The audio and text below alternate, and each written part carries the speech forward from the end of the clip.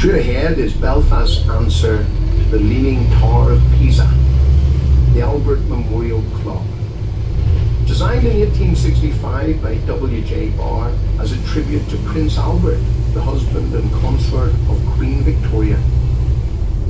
As a result of being built on wooden piles on marshy, reclaimed land around the River Farset, the clock tower leans 1 metre to the right and 1 metre backwards.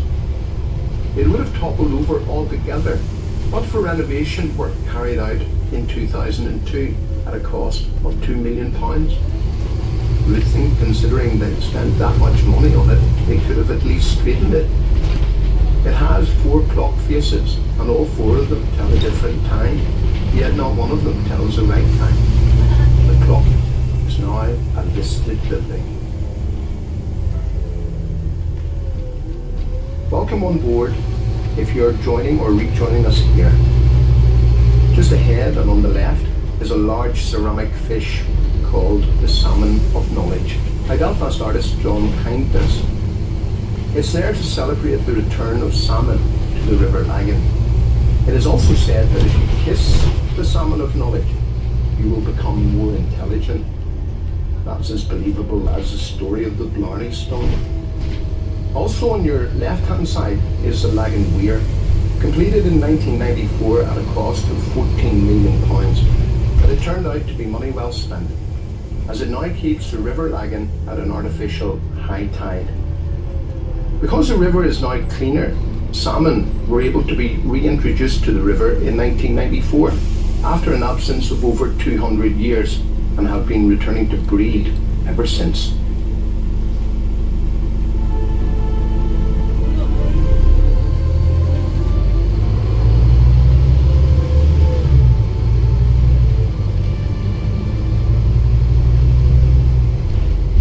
Now moved from County Antrim into County Down by way of the Queen Elizabeth Bridge.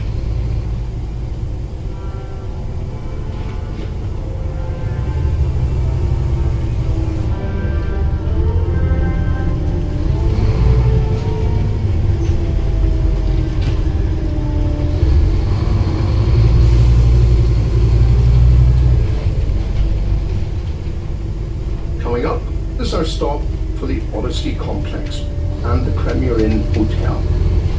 If you're leaving us here, please remember to take your headphones and all of your belongings with you.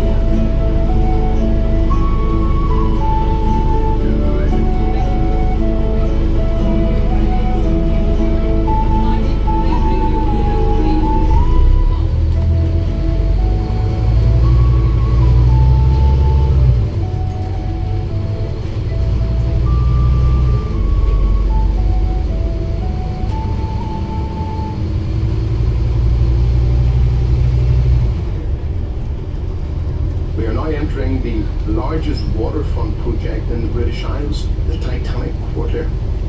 This area was previously known as Queen's Island and was a hub of the Belfast shipbuilding industry. It is now home to the Titanic experience. Ahead on the left is the SS Nomadic, the last of the White Star Line vessels in existence.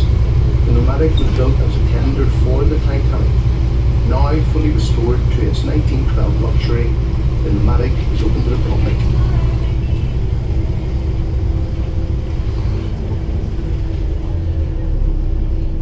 Welcome on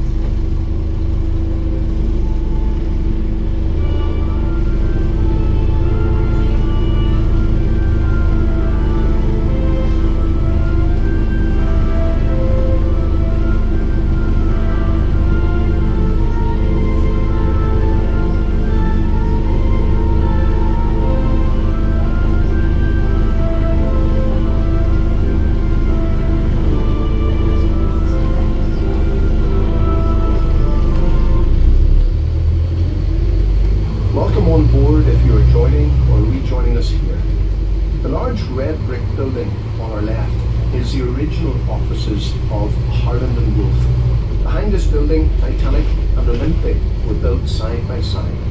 When launched, the Titanic was the largest ship in the world and the heaviest weight man had ever moved. But Olympic was by far the most successful of the 3 Olympic-class ocean liners launched. After 20 years' service, Olympic had attained the nickname Old Reliable. Look to the left to see where Titanic was launched on the 31st of May 1911. 100,000 people turned out to watch the event, but it was all over in just 62 seconds. In keeping with the White Star Line's traditional policy, the ship was not formally named or christened with champagne. Many felt this tradition was tempting fate, and maybe it was, as the Titanic was not their only tragedy, nor was it their first, as both the Naronic and Atlantic were also lost well before the Titanic.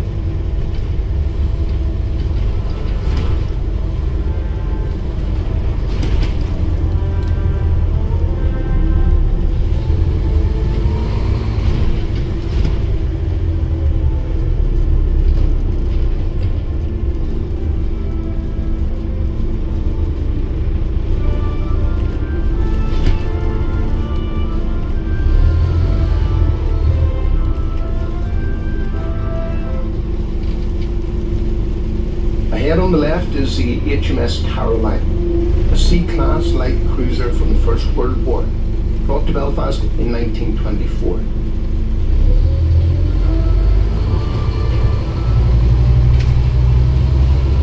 Some of these old buildings here have been found new uses and highlight just how much Belfast has seen its major industries change over the years. One such example is Titanic Studios to the right.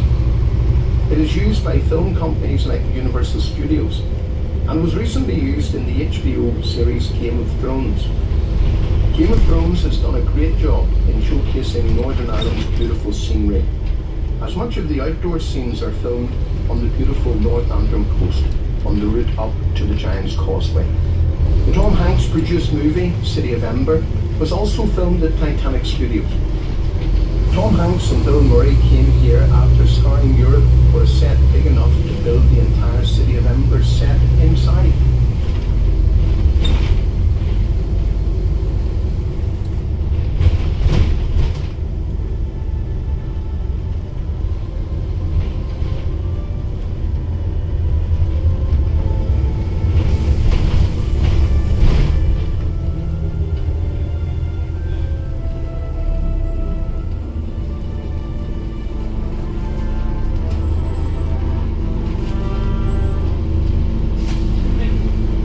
This is our stop for the Titanic experience.